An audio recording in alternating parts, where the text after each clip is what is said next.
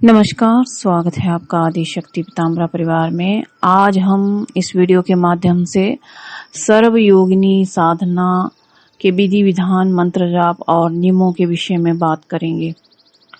आप सभी जानते हैं कि 64 योगिनियां हैं और योगिनियां हम सब की माँ हैं और इनकी साधना जो है बड़े ही ढंग से विधि विधान जानकर और गुरु दीक्षित होकर ही करनी चाहिए। जो सर्वयोगिनी साधना है उसमें सभी योगिनियां सम्मिलित हैं और जो साधक इस साधना को कर लेता है वो 64 योगिनियों को प्रसन्न कर लेता है। तंत्र के रचयिता भगवान शिव हैं और उनके पास ही समस्त तांत्रिक विद्याएं हैं और समस्त तांत्रिक विद्याओं की रचनाकार भी वही हैं।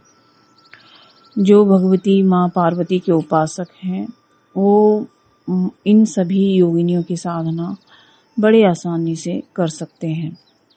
माँ पार्वती ही है जो प्रसन्न होने पर किसी भी साधक को योगिनी विद्या से संपन्न कर देती हैं या योगिनी उनकी सेवा के लिए छोड़ देती हैं। वैसे तो जो योगिनी साधना है वो माता, बहन, देवी, मित्र रूप में कर सकते हैं, लेकिन कहीं कहीं बताया गया है कि पत्नी और प्रेमिका रूप में भी कर सकते हैं। लेकिन जो पत्नी और प्रेमिका रूप में इस साधना को संपन्न करता है, आप ये मान के चल लीजिए कि वो अपना जीवन जो है संकट में ही डाल लेता है। हालांकि ये एक मान्यता है कि जो लोग पत्नी या प्रेमिका रूप में जो है योगिनी साधना को संपन्न करते हैं उन्हें शीघ्र अतिशीघ्र सिद्धि मिलती है। लेकिन आप जान लीजिए कि कुछ योगिनियां जो हैं शांत हैं, कुछ उग्र हैं, कुछ सौम्य उग्र हैं, लेकिन कुछ महाभयानक भी हैं। अगर किसी महाभयानक योगिनी का अगर आप पत्नी या प्रेमिका रूप में सिद्धि कर लेते हैं तो आप अपना जीवन जो है समाप्त हुआ ही समझें, क्योंकि ये अत्यधिक उग्र होती हैं। कुछ योगिनियां जो हैं वो सौम्य होती हैं, शांत होती हैं और अपने साधकों पर कृपा करने वाली होती हैं। कई बार ये देखा गया है कि योगिनी साधना करने वाले साधक को कई बार अपने रक्त की आहुतियां भी देनी पड़ती हैं, अपने रक्त की बलि भी देनी पड़ती है।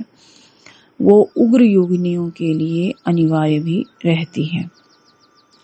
माता पार्वती ने एक बार भगवान शिव से प्रसन्न किया कि सभी देवताओं के लिए स्वर्ग है, अन्य देवताओं के लिए अलग अलग लोक हैं, लेकिन जो पृथ्वी लोक के जो मानव हैं उनके लिए क्या है? वो तो अपने जीवन में तड़पते रह जाते हैं, कभी उन्हें पूर्ण सुख नहीं मिल पाता, आनंद नहीं मिल पाता, कभी न कभी वो अपने जीवन को समाप्त करने का भी प्रयास करते हैं और उनके जीवन में दुख ही दुख होता है। तो क्या ऐसा आप उनको वरदान देते हैं या देने का प्रयास करेंगे जिससे उनका जो जीवन है वो सफल हो जाए? तो भगवान शिव ने कहा कि मैं तंत्र का रचयिता हूँ और तंत्र जो है वो मैंने ही रचा है, उसके गुण, अवगुण, दोष, फायदे सब बताए हैं। अगर साधारण पृथ्वी लोक के मनुष्य इस साधना को नहीं करते हैं या तंत्र को नहीं जानते हैं तो इसमें मैं क्या कर सकता हूँ? तो माँ पार्वती कहती हैं कि देव, वो तो साधारण लोग हैं, साधारण मानव हैं, उन्हें तंत्र का ज्ञान नहीं है, उन्हें ये भी ज्ञान नहीं कि कौन सी साधना करनी चाहिए, कौन से देवी देवता को प्रसन्न करना चाहिए। तो आप ही कुछ ऐसा बता दीजिए जिससे वो अपना कल्याण कर सकें, जिससे उनके जीवन में हास्य, विनोद, आनंद, तृप्ति, सुख, वैभव सब वो प्राप्त कर सकें और उनका जीवन जो है वो श्रेष्ठ हो सके। तब भगवान शिव ने कहा कि देवी, सम्मोहन, वशीकरण युक्त बहुत सारी साधनाएं हैं। कोई भी पारिवारिक व्यक्ति, सामाजिक व्यक्ति या किसी भी क्षेत्र का व्यक्ति अपने जीवन को सफल बनाने के लिए कई प्रकार की साधनाएं कर सकते हैं। इसमें जो 64 योगिनी साधना मैं बताने जा रहा हूँ वो जो है सभी साधकों को उत्तम फल देने वाली है। लेकिन जो केवल दूसरों के भरोसे बैठे रहते हैं, स्वयं कुछ नहीं करना चाहते, वो तेजस्वी, पराक्रमी या योग्य साधक कैसे हो सकते हैं? तो उन्हें अपने तप के बल पर इस साधना को सिद्ध करना चाहिए। तब भगवान शिव ने 64 योगिनी साधना का विधान मां पार्वती को बताया था। इसी साधना को अगर एक रूप में किया जाए, यानी सर्वयोगिनी साधना, यानी 64 योगिनियों की साधना एक ही मंत्र से की जाए, तो उसे सर्वयोगिनी साधना कहते हैं, या 64 योगिनी संयुक्त साधना भी कहते हैं। पहली बात यह है कि इसमें सौम्य, उग्र और अति उग्र सभी योगिनियां सम्मिलित हैं। तो इसे केवल आपको माता रूप में ही करना चाहिए। साधक ये प्रयास ना करे कि पत्नी, प्रेमिका या अन्य किसी रूप में करने का प्रयास अगर वो करता है तो उसका जीवन संकट में पड़ सकता है। करना क्या है आपको? जो 64 योगिनी मंत्र है, पहले तो आपको किसी गुरु के मुख से ले लेना चाहिए। आप चाहें तो इस मंत्र को हमारे यहाँ से भी प्राप्त कर सकते हैं, और इसकी अभिमंत्रित सामग्री आप मंगा सकते हैं। गुरु द्वारा प्रदत्त सिद्धासन का और सिद्ध माला का प्रयोग करना चाहिए। आपको एकांत स्थान का चुनाव कर लेना चाहिए। वहां पर गाय के गोबर का चौका लगा करके सबसे पहले आप एक आम की लकड़ी की बनी चौकी स्थापित करें, और उस पर सर्वयोगिनी मंत्र का जो यंत्र है वो स्थापित करना चाहिए। अगर कोई प्राण प्रतिष्ठित मूर्ति आपको मिल जाए तो स्थापित करनी चाहिए। आपको भगवान शिव और भगवती पार्वती की प्राण प्रतिष्ठित मूर्ति स्थापित कर लेनी चाहिए।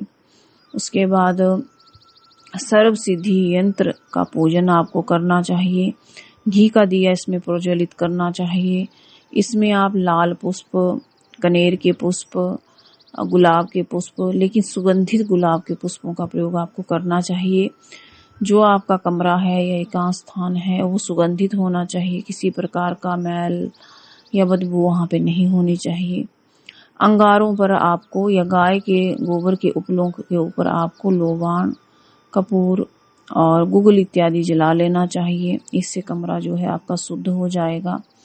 फिर स्वयं भी एक गाय के गोबर से एक चौका लगाना चाहिए, और उस चौके के ऊपर अपना आसन बिछा करके साधक को साधना के लिए बैठना चाहिए। याद रहे कि जो दीपक है वो पूरे साधना काल के दौरान जलता रहना चाहिए। आप चाहें तो ये जो साधना है ये 108 दिन की साधना है, तो आप चाहें तो जो दिया है वो आप अखंड दिए को भी जला सकते हैं, लेकिन इसके लिए आपको उचित घी की व्यवस्था करनी पड़ेगी। अगर आप कितनी सामर्थ्य है तो उचित घी की सामर्थ्य करने के बाद आप जो है इस अखंड दिए को जला सकते हैं। नहीं तो कम से कम साधना काल के दौरान जो है आपका दिया जलते रहना चाहिए, और अभिमंत्रित धूप का प्रयोग करने इसमें आपको करना चाहिए। उसके बाद जो सर्वयोगिनी मंत्र है, आपको अपने गुरु द्वारा प्रदत्त गुरु मंत्र जाप करने के बाद, सर्वयोगिनी कवच पाठ करने के बाद, गणेश जी की पूजन करने के बाद, शिव पार्वती की 3 माला करने के बाद आपको सर्वयोगिनी मंत्र को जपना चाहिए। इसमें आपको 108 माला करनी चाहिए। अंत में क्षमा प्रार्थना करके आपको ध्यान लगाना चाहिए। ये साधना शुद्ध सात्विक साधना है, और इसमें किसी भी मांस, मछली या अंडे का प्रयोग नहीं करना है। भोग जो है सात्विक होना चाहिए। मदिरा का प्रयोग या किसी भी प्रकार के मादक पदार्थ का प्रयोग आपको इसमें नहीं करना है। आपको सात्विक भोग देना है। आप 5 प्रकार की मिठाई, मीठा पान इत्यादि या खीर इत्यादि आप भोग के रूप में जो है माता को दे सकते हैं। आइए जानते हैं मंत्र क्या है। मंत्र है ओम सर्वयोगिनी कामेश्वरी ओम हरिम स्वाहा। ये मंत्र है। इसकी साधना आपको 108 दिन तक करनी चाहिए, और नियमों में आपको ब्रह्मचर्य का पालन, भूमि शयन, स्वप्न दोष इत्यादि नहीं होना चाहिए। अभिमंत्रित सामग्री का प्रयोग होना चाहिए। सात्विक भोग लगाना है, खुद भी पूर्ण रूप से सात्विक रहना है। अपना खाना इत्यादि खुद बनाना है। वस्त्र इत्यादि खुद धोने हैं। अपने संकल्प को पूरा करना है। उचित समय पे साधना करनी है। साधना रात्रिकालीन है, तो आप इसको 10:30 बजे से शुरू कर सकते हैं और 3:30 बजे से पहले आपको संपन्न करना चाहिए। बहुत ही अच्छी साधना है, भगवान शिव द्वारा प्रदत्त है। ये सभी योगिनियों के गुण इस साधना में मौजूद हैं। ये आपको तेजस्वी, पराक्रमी बना देगी, आपकी समस्त इच्छाओं को पूर्ण करेगी। दिव्य रतन आपको प्राप्त होंगे, भगवती का अनुग्रह प्राप्त होगा और भगवती योगिनी शक्ति आपके अंग संग रहेंगी। आप सभी को अगर यह वीडियो अच्छी लगे तो लाइक और शेयर करें। धन्यवाद।